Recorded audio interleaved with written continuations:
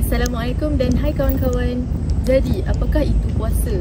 Puasa dari segi bahasa adalah bermaksud menahan diri, manakala dari segi syariat Islam pula, puasa adalah menahan diri daripada makan, minum dan juga perkara yang boleh membatalkan puasa bermula dari terbit fajar iaitu waktu subuh sehingga terbenam matahari iaitu waktu maghrib yang disertai dengan niat kerana Allah Subhanahu Wa Taala. Assalamualaikum warahmatullahi wabarakatuh. Jadi, saya akan berikan tentang ayat Al-Quran dan ayat hadis yang diturunkan dan diperintahkan kepada umat manusia. Jadi, ayat Al-Quran iaitu surah Al-Baqarah ayat 183. Artinya, wahai orang-orang yang beriman, diwajibkan atas kamu berpuasa sebagaimana diwajibkan atas orang-orang sebelum kamu agar kamu bertakwa. Jadi, ayat ini merupakan ayat yang telah diperintahkan oleh Allah Subhanahu Wa Taala kepada hamba-hambanya. Yang kedua, mengenai hadis. Hadis tentang puasa Ramadan, hadis riwayat Al-Bukhari dan Muslim.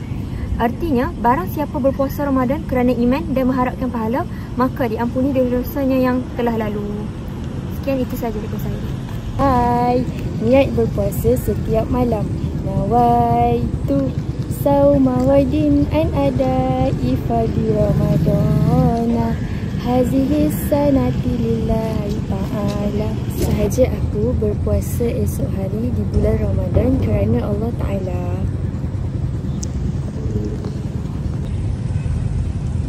Niat puasa sebulan. Nawaitu sauma syahri Ramadana kullihi lillahi ta'ala. Sahaja aku berpuasa di bulan Ramadan kerana Allah Ta'ala. Syarat-syarat berpuasa: Islam, berakal, suci dan berpuasa di bulan Ramadan.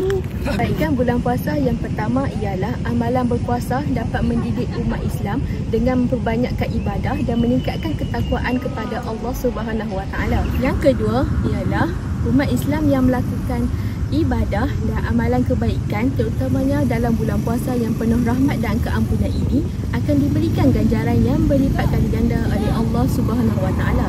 Dan yang ketiga ialah dapat mengeratkan hubungan dan ukuh antara satu sama lain. Contohnya ketika berbuka puasa bersama ahli keluarga dan juga solat berjemaah bersama-sama. Seterusnya, antara perkara-perkara yang membatalkan puasa ialah: yang pertama, suami dan isteri yang bersetubuh di pagi hari, makan dan minum secara sengaja, muntah secara sengaja, haid dan nifas bagi yang wanita.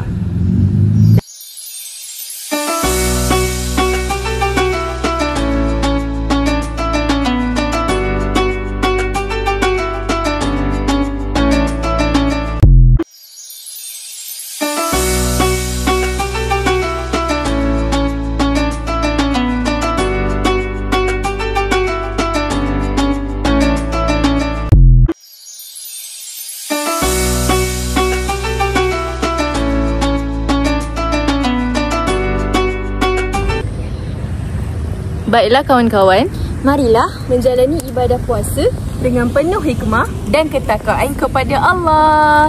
Ma'assalamah wa ila liqa. Bye. Assalamualaikum.